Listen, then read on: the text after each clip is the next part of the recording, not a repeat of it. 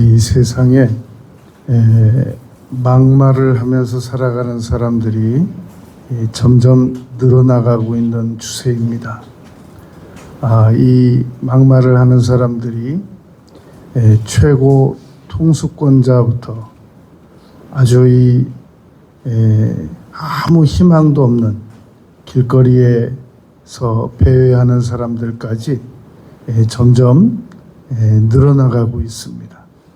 이것을 사회심리학적으로 분석을 해보면 앞으로 막말이 더 많이 심하게 늘어나갈 것이라는 겁니다. 그 이유는 네 가지입니다. 우선 첫째로 이 막말이 점점 늘어나가고 있는 추세는 옛날에는 이 어느 한 사회에서 막말을 하면 그 사람이 그 결과로 심각한 후유증을 안아야만 했습니다. 그런데 지금은 이 익명성이 보장되다 보니까 막말을 하고 숨어버리면 찾을 길이 없단 말입니다.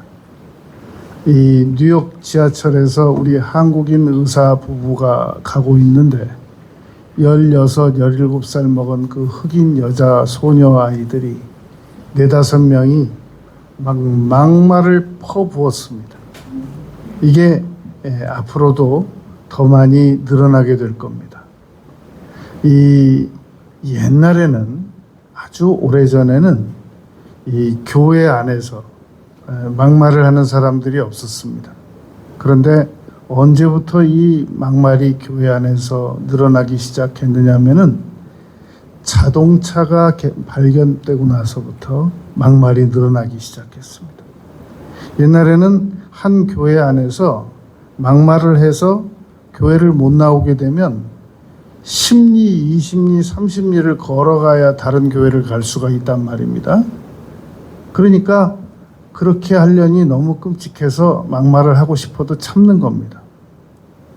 그런데 지금은 막말을 해도 자동차 타고 멀리 가면 된단 말입니다. 가까이 가면. 여러분, 여성들이 오늘같이 이렇게 자유로워진 것은 옛날에 세탁기가 나오고 나서부터입니다.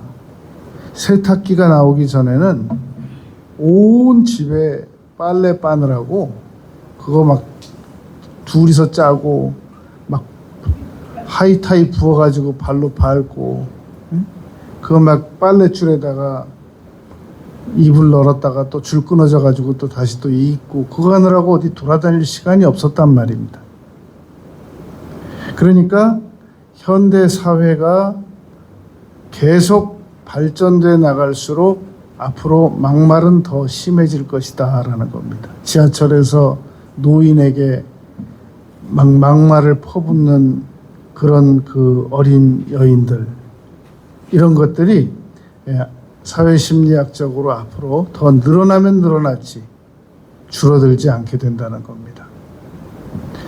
두 번째 이유는 이제는 나이가 중요하다라는 시대는 지나가고 있습니다. 옛날에는 이 어른들 그림자도 안 밟고 선생님 그림자도 안 밟고 나이 많은 사람들을 공경할 줄 알게 됐었단 말입니다.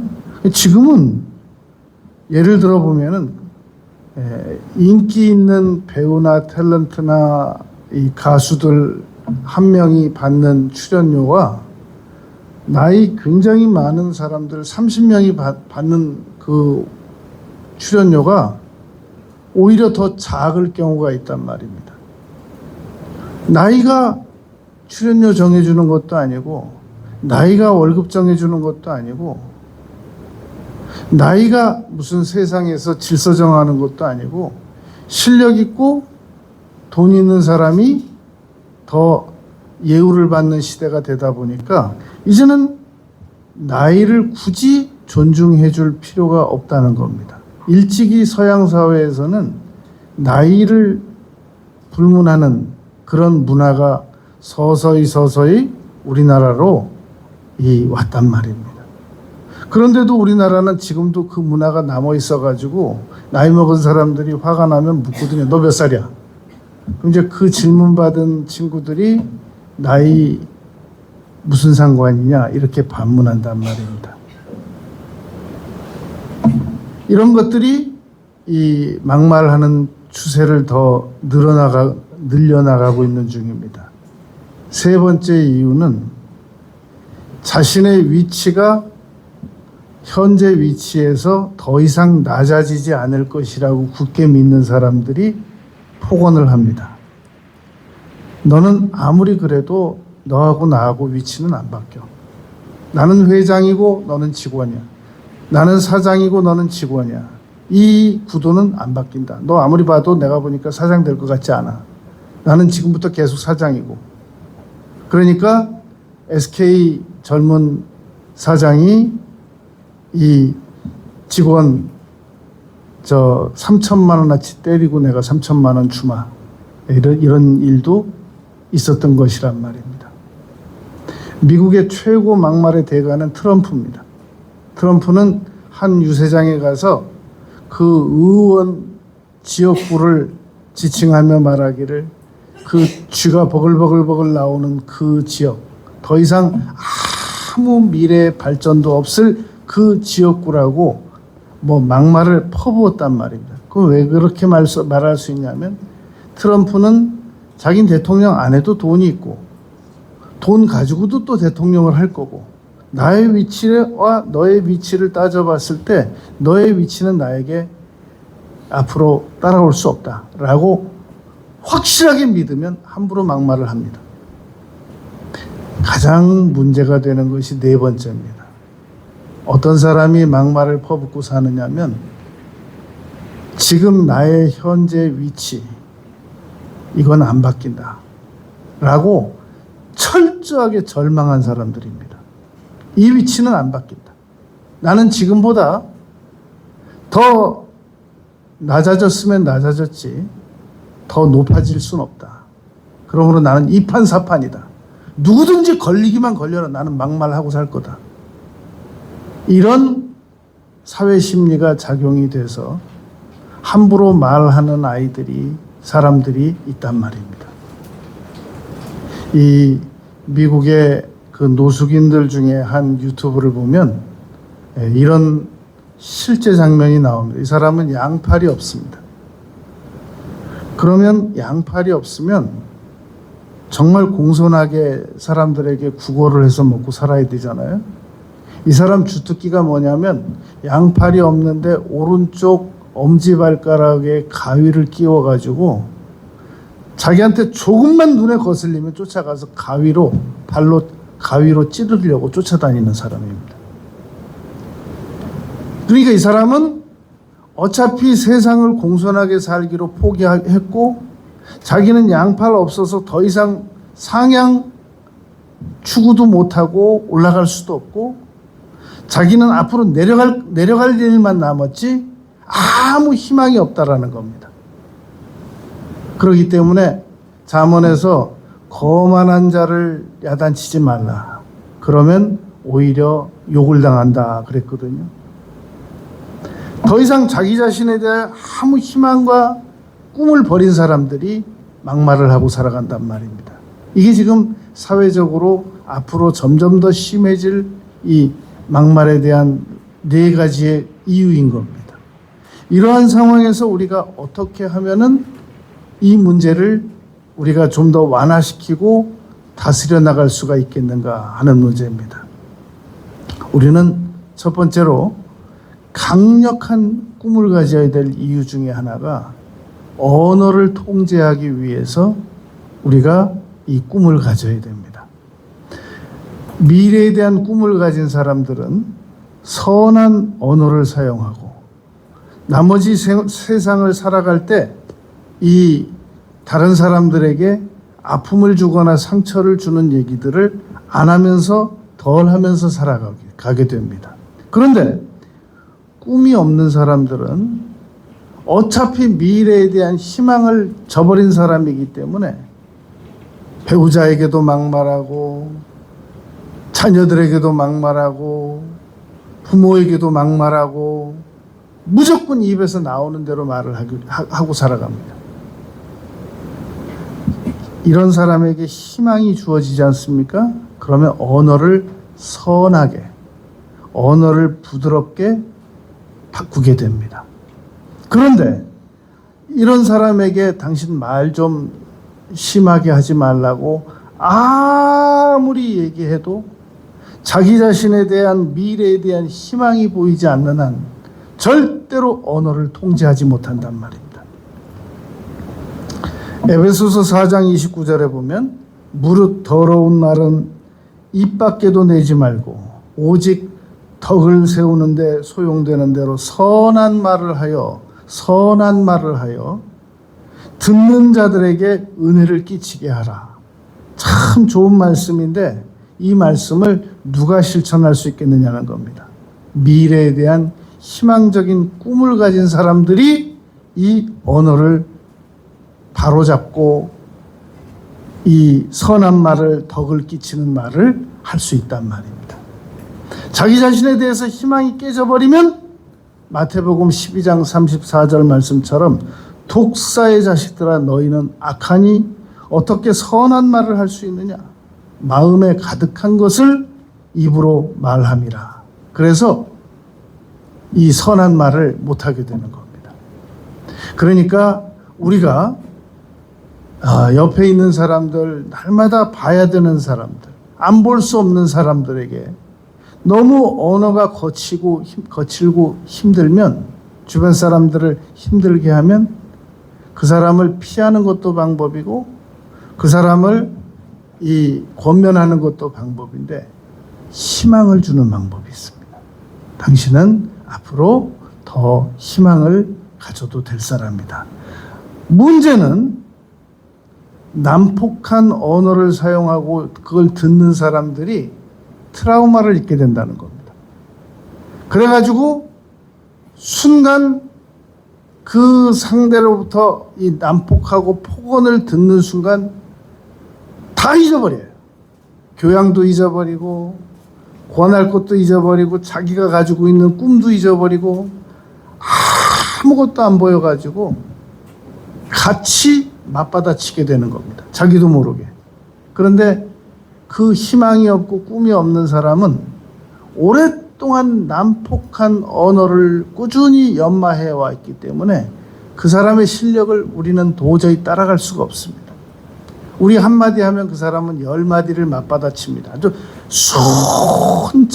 아주 날카로운 칼로 잠언 말씀처럼 찌르듯이 아주 우리의 빈틈을 그냥 수시로 어쩌면 그렇게 빈틈을 잘 발견하는지 그 순식간에 공격한단 말입니다. 절대 못 당합니다.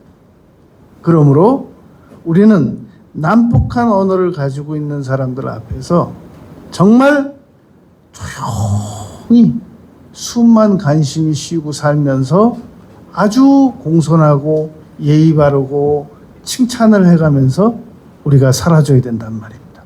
그러지 않고 당신 왜 그렇게 예의가 없어? 당신 왜 그렇게 도대체 그렇게 행동하는데? 만약에 이런 식으로 한마디만 얘기했다간 10마디, 100마디를 공격받습니다. 그러니까 우리 자신이 먼저 꿈을 가지고 꿈에 맞는 언어를 가지고 살아가면 그나마 우리가 그런 아주 몰상식한 언어를 듣게 될 때 맞대응은 안 하게 된단 말입니다. 최소한. 그것이 우리가 이 꿈을 가져야 할 이유입니다. 잠언 16장 24절에 보면 선한 말은 꿀송이 같아서 마음에 달고 뼈에 양약이 되느니라 이렇게 말씀했습니다. 말라기 2장 17절에 보면 너희가 말로 여호와를 괴로우시게 하고도 우리가 말로 얼마든지 하나님을 괴롭게 할 수 있습니다. 말라기 3장 13절에 여호와가 이르노라 너희가 완악한 말로 나를 대적하고도 우리가 말로 얼마든지 하나님을 대적할 수 있습니다. 하나님도 대적할 수 있는데 웃사람 대적하는 것쯤이야 뭐 얼마든지 할 수 있거든요. 그러니까 마태복음 15장 18절에 보면 입에서 나오는 것들은 마음에서 나오나니 입에서 나오는 것은 마음에서 나오는 것이라고 말했단 말입니다. 그러므로 막말을 누구든지 앞으로 살아가면서 우리 앞에서 하는 사람을 보거든 나도 맞대응을 해야 되겠다 해가지고는 못 이깁니다. 어떻게 바라봐야 되느냐면 이 사람이 꿈이 없는 사람이구나. 이 사람이 지금 너무 살아가기가 막막하다고 생각하고 있구나. 아주 막 가고 있구나. 이판사판이라고 생각하고 있구나. 아무 희망이 없는 사람이구나. 여러분, 두 사람이 다치는 것보다 한 사람은 정신을 차리고 덜 다치는 게 낫거든요. 그래서 어차피 막 희망 없이 막 입에서 나오는 대로 막 붙는 사람하고 같이 내 입에서 어디 숨어져 있던 거, 옛날에 나 쓰던 거, 그거 끄집어내가지고 한두 마디 해가지고는 이길 수도 없거니와 큰 상처를 받게 된단 말입니다. 내가 이 상황에서 정신을 차려야 되겠다. 나는 희망과 꿈을 가진 사람이니까 꿈에 맞는 언어를 사용해야 되겠구나. 그리고 아주 침착하게 내 꿈을 아주 막 앞에서 저질처럼 행동하는 그 사람의 표정과 언어를 따라서 하지 말고 침착하게 내 꿈을 바라보면서 꿈에 맞는 언어를 실천해야 된단 말입니다. 요셉은 그 형들이 요셉을 구덩이에다가 집어넣어 버릴 정도니까 그들이 평상시에 사용하는 언어는 어땠겠습니까? 그런데 요셉은 그 형들의 언어를 따라하지 않고 해달 별들이 나에게 절합디다. 그리고 볕단들이 나를 향하여 절합디다. 꿈의 언어를 말했단 말입니다. 결과로 구덩이에 던져졌습니다. 그러나 그 요셉이 가지고 있는 그 꿈이 그를 다시 구덩이에서 건져냈고 결국은 바로왕을 만나게 해서 애굽에 가서 국무총리가 되는 일에 쓰임을 받는 놀라운 이 걸음 인도가 되었단 말입니다. 그 꿈이 그렇게 만들었던 것이란 말입니다. 여러분, 우리가 분명한 꿈을 가지고 있는데 희미한 꿈, 시험 보기 전에 희미하게 외운 거는 기억이 제대로 안 나서 오히려 더 문제를 틀리게 할 가능성이 높습니다. 분명한 꿈을 가지고 있으면 어떤 난관이 있어도 분명하게 입으로 시인할 수가 있습니다. 지금 중국이 대만을 공격할 가능성이 있다고 합니다. 그래서 미국에서 이 전 세계를 분할해 가지고 네이비실에서 담당하고 있는 나라들마다 있는데 우리 한반도를 담당하는 네이비실 군인들이 있는 것처럼 대만을 담당하는 이 네이비실 그 요원들이 있단 말입니다. 그 사람들은 자다가 일어나서 갑자기 깨워서 무엇을 물어보면 대만 말로 대답합니다. 대만 문화로 생각하고 대만 문화로 대답하도록 아주 철저하게 훈련을 시킨 사람들입니다. 여러분, 우리가 자다가 갑자기 일어나서 누가 나에게 말을 시켜도 나의 꿈에, 미래에 대한 강력한 이 희망과 꿈에 대한 언어를 가지고 조합해서 대답할 수 있어야 됩니다. 이제 명절에 우리가 사람들이 모이면 이 꿈이 없는 사람들을 많이 만나게 됩니다. 그러면 정말 얘기 들어보면 저급한 얘기들 많이 오갈 수 있단 말입니다. 거기 휩싸여 버리고 휘둘려 버리면 나도 똑같이 말하고 똑같이 생각하게 된단 말입니다.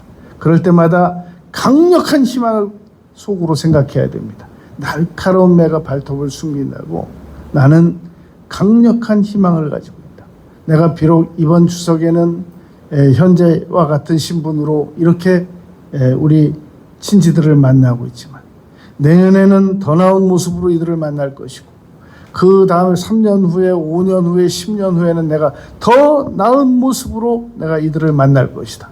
그러므로 언젠가 변화될 모습을 가지고 가서 예의 바르게 공손하게 아주 선한 말로 품위 있는 말로 이 대화를 나눠버릇해야 된단 말입니다. 그렇다고 또 너무 또 한 수 또 아래로 또 보고 내가 앞으로 변화될 모습을 너무 높이 봐가지고 예의 다 실종시켜가지고 그렇게 말하라는 건 아니라는 겁니다. 품위 있고 고상하게 언어를 사용해서 이번 명절을 지내자는 얘기입니다. 두 번째로 우리가 미래의 꿈을 강력하게 가지게 되면 우리가 믿음도 따라서 강하게 가지게 됩니다. 너무나도 많은 신앙인들이 믿음을 강하게 가지면 꿈도 가지게 될 것이라고 생각을 합니다. 그러나 여러분, 저 옛날에 그 수도원 속에 들어가 계신 분들 믿음 엄청나게 강했거든요. 그런데 평생 아무 꿈도 없이 그 수도원에서 안 나오고 그냥 세상을 떠난 분들 많습니다. 그러니까 강력한 꿈을 가진 사람들은 믿음이 서로 부족하다고 할지라도 막 달나라도 가고 막 150층 빌딩도 짓고 큰 항공모함도 만들고 엄청난 성취를 이루어내는데 믿음만 강한 사람들은 예수님 믿고 천국 가는 것만 분명히 믿고 아무 성취도 안 이루어내는 분들이 오히려 많았단 말입니다.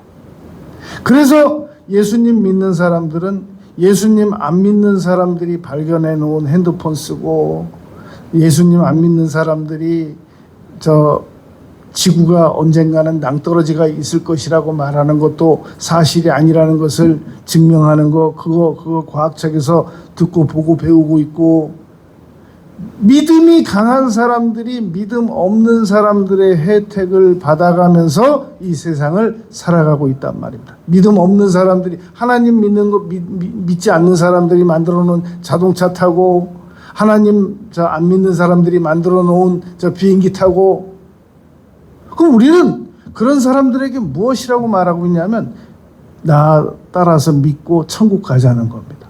그 점에 대해서는 아주 확실하게 믿음이 우위적 역할을 하는 겁니다. 그러나 이 세상에 뭔가 사람들을 유익하게 만들고 유익하게 이 상황이 좋아지게 만드는 일에 대해서는 꿈이 그들을 앞서가게 되는 것이란 말입니다. 천국도 가야 되고 꿈으로 성취도 해야 되고 이게 두 가지가 다 밸런스가 맞아야 된단 말입니다. 그러니까 이 신앙은 과학과 서로 상호 보존 관계에 있는 거지 과학이 앞서서도 안 되고 신앙이 앞서서도 안 되는 것이란 말입니다. 우리 신앙은 가지고 과학한 사람들을 지옥 가지 않고 천국 가게 만들어야 되고 그리고 또 과학하는 사람들은 이 세상에 믿음 있는 사람들을 로마가 만들어 놓은 길로 사도 바울이 다니면서 복음을 전했잖아요. 그러니까 과학하고 이 신앙은 상호 보존 관계에 있는 거지 배타적 관계가 있는 게 아니란 말입니다. 그러면 믿음이 먼저냐 꿈이 먼저냐라는 겁니다. 여러분 마태복음 17장 20절에 보면 너희 믿음이 작은 까닭이니라 진실로 너희에게 이르노니 너희가 믿음이 겨자씨 하나만큼만 있어도 이 산더러 명하여 들려 저 바다에 옮겨지라고 하면 옮겨질 것이라고 그랬단 말입니다. 우리가 가지고 있는 믿음 중에 한 겨자씨만큼만 활용을 해도 놀라운 일들이 우리 믿는 사람들도 놀라운 일들이 나타나게 될 것이라는 겁니다. 그러면 꿈을 가지면 우리가 여러분 비행기 만들어 놓고 연료 못 찾겠습니까? 자동차 만들어 놓고 연료 없어서 못 움직이겠습니까? 무슨 수를 써서라도 연료 찾아서 움직이죠. 꿈을 가지게 되면 그 꿈을 움직일 수 있는 연료를 찾다 보니까 믿음을 찾게 된단 말입니다. 이 믿음을 찾아서 믿음을 연료를 삼아서 할 수 있거든요. 무슨 말이냐? 믿는 자들에게 능히 하지 못할 일이 없느니라 라는 말씀을 붙들고 내가 가지고 있는 꿈을 가지고 계속 움직이다 보면 믿는 사람들도 오히려 안 믿는 사람들보다 더 큰 일을 할 수 있게 된단 말입니다. 그러므로 꿈을 가지고 있는 것이 믿음이 뒤따라온다는 겁니다. 믿음은 바라는 것들의 실상이요. 바라는 것들이 있을 때 믿음이 점점 커지게 된단 말입니다. 여러분 마가복음 4장 31절에 보면 겨자씨 한 알이 결국은 4m가 넘는 큰 큰 나무를 키웁니다.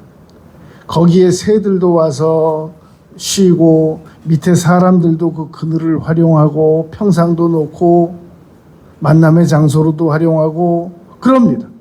그러니까 믿음으로 시작한 일들이 나중에 꿈을 이루게 된단 말입니다. 그러므로 꿈과 믿음은 상호보존 관계에 있는데 주로 우리가 어차피 믿음은 기본적으로 있는 거니까 꿈을 크게 가지란 말입니다.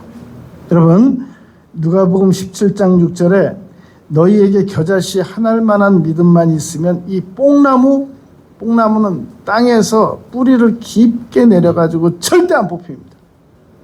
그런데 믿음을 가지고 이 뽕나무를 뽑아서 바다에 심기우라 해도 된다는 겁니다. 그러니까 나는 이 믿음을 가지고 꿈을 못 가지는 사람들, 꿈을 가지고 믿음을 못 가지는 사람들이 주 특징이 뭐냐면 나는 할 수 없다라는 겁니다. 저 사람은 저 사람이니까 되는 거다. 저 사람은 타고났으니까 되는 거다. 그런데 나는 할 수 없다라는 생각을 너무 강하게 가진단 말입니다.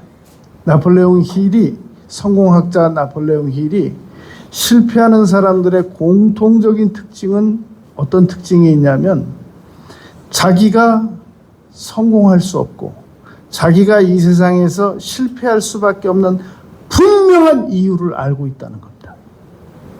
다른 사람에게 잘 얘기는 안 합니다. 믿고 살아갑니다. 강하게 믿고 살아갑니다. 나는 이러해서 실패할 수밖에 없어. 그러므로 나는 현재 상황을 극복할 수 없어. 라고 굳게 믿고 살아간다는 겁니다. 그 신념, 그게 깨져야 되는데 그걸 깨트릴 수 있는 게 믿음인 겁니다. 그걸 깨트릴 수 있는 것이 꿈이라는 겁니다. 미래에 대한 강력한 희망이라는 겁니다. 여러분, 그래서 우리가 미래에 대한 강력한 꿈을 가지면 거기에 필요한 믿음을 얻게 되기 때문에 그래서 우리는 믿음을 가져야 된단 말입니다. 여러분, 요한복음 14장 12절에 보면 내가 진실로 너에게 이르노니 나를 믿는 자는 나의 하는 일을 그도 할 것이요 이보다 더 큰 일도 하리니. 그러니까 먼저 예수님께서 이 약속은 이미 하셨으니까 그러면 내가 남은 생에 어떤 일을 하고 싶으냔 말입니다. 그걸 정하란 말입니다. 그게 꿈이란 말입니다. 나는 이것도 못하고 저것도 못하고 나는 그것도 못하고 이것도 못하고 다 못하는 것뿐인데 믿음을 어디다 쓰려고 구하겠냔 말입니다. 나는 이것도 해야 되고 이것도 해야 되고 이것도 해야 되고 이것도 해야 되니까 그러려니까 나는 믿음이 필요하다. 그래서 믿음을 계속 구하게 된단 말입니다. 그러므로 우리가 꿈을 먼저 꾸시기 바랍니다. 여러분, 이 오늘 본문 말씀에 보면 예언도 하고 그리고 우리에게 환상도 보고 그리고 꿈도 꾸게 한다 그러는데 다 같은 말입니다. 예언도 미래 일을 말하는 거고 환상도 마게도냐 사람이 우리를 도우라라고 말하는 미래의 일이었고 꿈도 잠자다 꾸는 꿈이 아니란 말입니다. 이 성경에서 말하는 꿈은 미래의 희망적인 꿈이란 말입니다. 그러니까 예언, 환상, 믿음이 미래에 대한 꿈을 분명히 가지면 그러면 거기에 필요한 믿음도 구하게 되어 있단 말입니다. 여러분, 우리가 달나라를 가야 되겠다고 하는 믿음이 있으니까 거기에 희망도 구하고 꿈을 구하고 그렇게 했다고 하는 생각도 설득력이 있습니다만 달나라를 가야 되겠다고 하는 언젠가는 가야 되겠다고 하는 그 희망과 꿈을 가지니까 어떻게 하면 무사히 갔다 무사히 올 수 있을까라고 하는 믿음을 개발하기 시작한 거란 말입니다. 그래서 그게 과학을 동원하고 수학을 다 동원하고 해서 수많은 시행착오를 해서 결국은 된다라고 믿어져서 보냈더니 정말 갔다가 오고 왔다가 또 가고 그랬던 것이란 말입니다. 여러분, 우리가 꿈을 가지게 되면 거기에 맞는 믿음을 구할 수 있게 됩니다. 지금 도저히 이제 우리 집은 이제 풍비박산이 나서 더 이상 어떻게 회복을 할 수 없다. 그러니까 그냥 방법이라고 하는 것은 이렇게 살다 그냥 끝내는 수밖에 없다. 이번 생은 틀렸다. 다음 생이나 어떻게 세상에 예수님 믿는 사람이 그게 입에서 나올 말이고 할 말이냔 말입니다. 예수 믿는 사람에게 이번 생이 끝나고 다음 생이 어디 있냔 말이죠. 예수 믿는 사람에게 이번 생 말고 다음 생은 천국 아니면 지옥인데, 그럼 불교 믿는 사람들이나 하는 얘기인데 이번 생은 글렀고 다음 생을 어떻게 한번 바라봐야 되겠다고. 그 누구한테 듣고 배운 건지 도대체가 교회 다니는 사람들 입에서 나올 말인지 그게 말이 안 되는 얘기를 하고 있단 말입니다. 그러니까 여러분, 우리 예수님 믿는 사람들은 이번 생이 끝나기 전에 희망을 가지시기 바랍니다. 회복될 수 있다. 거기에 필요한 게 믿음이면 믿음으로 구하고, 거기에 필요한 게 또 저 돈이면 돈도 하나님께 구하고, 거기에 필요한 게 무슨 교양이면 교양 자료도 구하고, 희망을 구하고. 그래서 우리가 이 꿈을 가지고 우리 가정을 심령천국으로 만들고, 가정천국으로 만들고, 교회천국으로 만들고, 직장천국으로 만들고 그래야 된단 말입니다. 여러분, 옛날에 쿠웨이트에서 걸프만 전쟁 때 노먼 슈어츠코프라고 하는 그 사령관이 있었습니다. 완전히 사막에서 미군들이 절망해 나가고 있는데 한 사람이 기도하기 시작했습니다. 하나님, 희망을 가지고 꿈을 가지고 하나님 믿음을 주세요. 여기 이 상황이 좋아지게 해주세요. 좋아지게 해주세요. 놀랍게 상황이 희한하게 좋아지기 시작하더랍니다. 여러분, 칠흑같이 어두운 우리 집안 상황이라도 누구 한 사람이 정신 차리고 계속 기도를 드리기 시작하면 희한하게 집안 상황이 좋아집니다.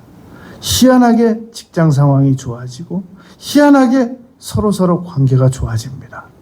그 과정 속에서 미리 절망해서는 안 된단 말입니다. 여러분, 아브라함은 정말 절망적이었습니다. 75세였습니다.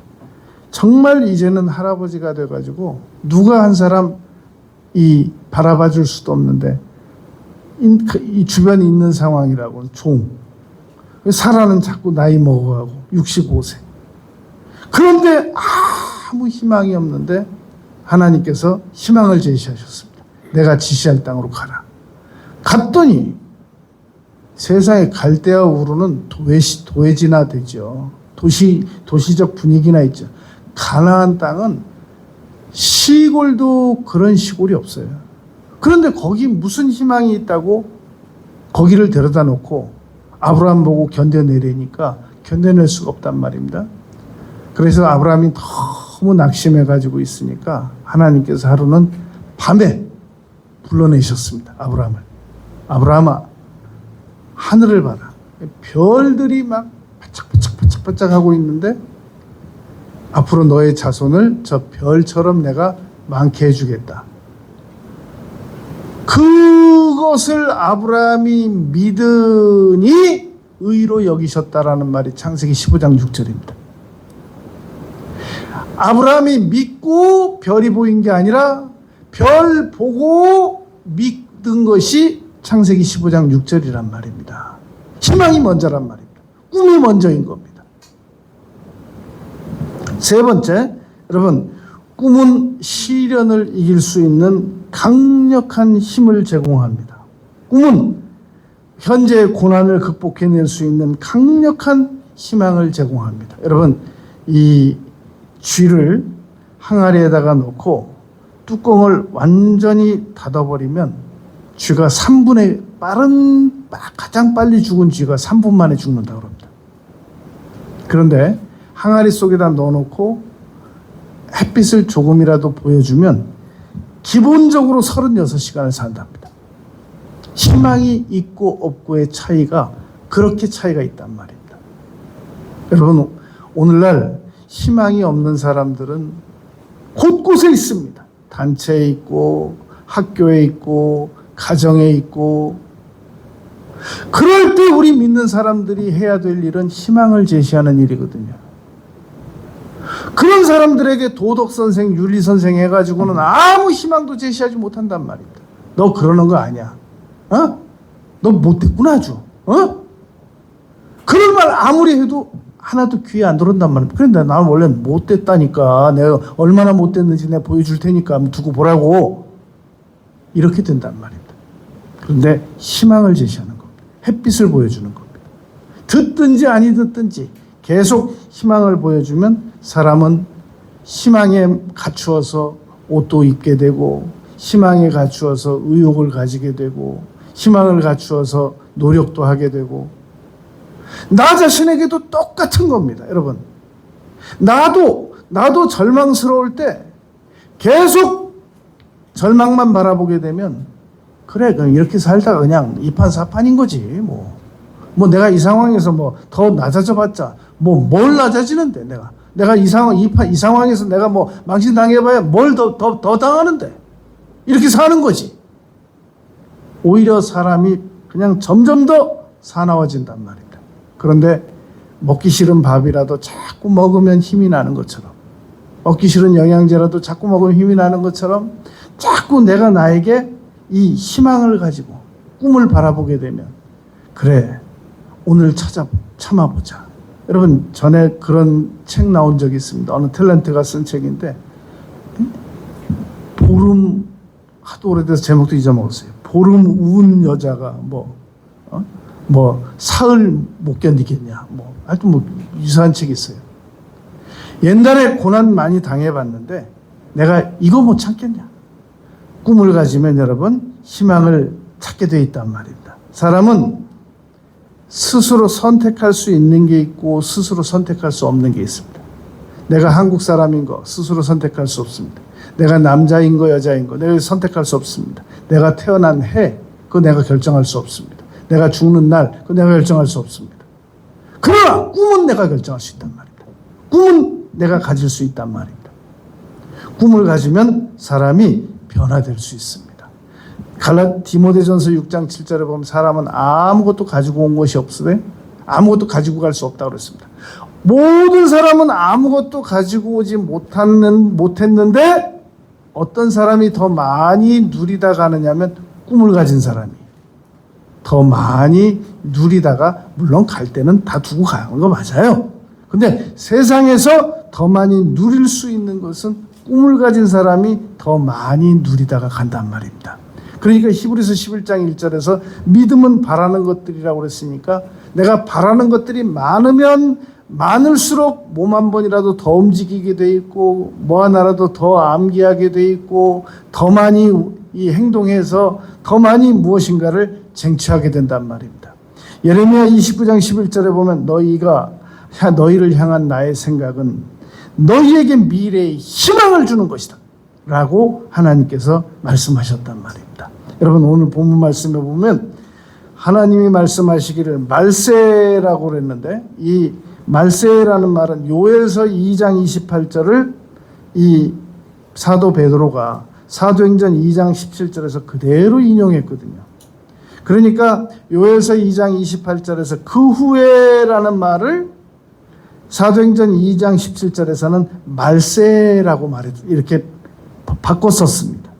내가 내 영을 모든 육체에게 부어주리니라는 말은, 내가 내 영을이라는 말은 성령께서 하나님이시기 때문에 삼위일체 되시는 하나님께서 부어주리니, 도와주리니라는 말이란 말입니다. 제가 지난 주간에 어느 교수님을 위해서 제가 기도를 대신 드려주면서 이렇게 기도드렸습니다. 하나님, 우리 교수님에게 건강을 부어주셔서 감사를 드립니다. 앞으로 더 많은 건강을 부어주옵소서. 제가 이렇게 기도를 드리고 나서 혼자 생각해 봤어요. 가만히 있어봐. 내가 건강을 부어달라고 내가 기도를 드렸는데 그게 신학적으로 괜찮은 거, 문제를 누가 이의를 제기하면 혹시 괜찮을까? 다시 한번 되짚어 봤어요. 제가 순간 입에서 나오는 대로 기도를 드려놓고 나서, 여러분, 부어주리니라는 단어가 여기 있잖아요. 내가 내 영을 모든 육체에게 부어주리니 말은 삼위일체 되시는 하나님께서 능력을 부어주리니라는 말이란 말입니다. 건강을 부어주리니, 얼마든지 적용이 가능한 그런 언어입니다. 그러니까 여러분, 우리가 이 말세지마를 살아가고 있는 이 상황에서 꿈을 가지고 있으면 삼위일체 하나님께서 우리 꿈이 이루어질 수 있도록 능력을 부어주신단 말입니다. 너희 자녀들은 예언할 것이요 미래 일을 말할 것이요. 엄마, 나는 이러이러한 사람이 될 거야. 젊은이들은 환상을 보고, 엄마, 내가 이렇게 변화되는 모습을 내가 그려봤어.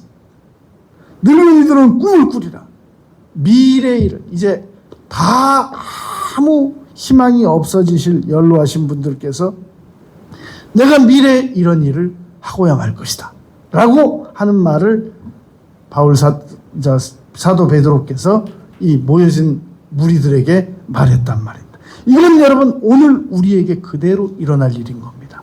희망을 가지시기 바랍니다. 여러분 꿈은 꼭 기억해야 될 것은, 그러나 꼭 기억해야 될 것은 꿈은 행동하기 전에는 아무 일도 안 일어납니다. 꿈을 가지고만 있지 말고 행동으로 실천해야 됩니다. 그러려니까 꿈을 가지고 정말 아름다운 언어, 어떻게 저 사람 입에서 저런 말이 나오지? 우리가 어린아이들이 이제 어떤 언어를 배워가지고 처음으로 그 집안에서 딱 시인하면 그냥 온 가족이 깜짝 놀라잖아요. 너 그 말 어디서 배웠어? 그리고 누구한테 들었어? 막 추적하잖아요.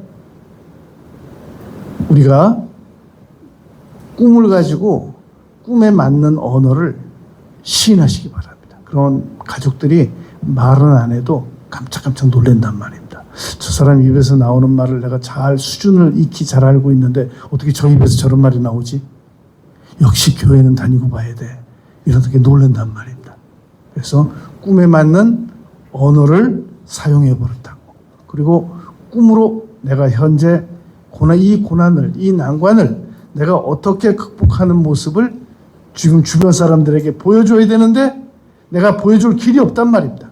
그런데도 내가 꿈을 가지고 계속 견뎌내면 주변 사람들이 참 진짜 끈기 있다.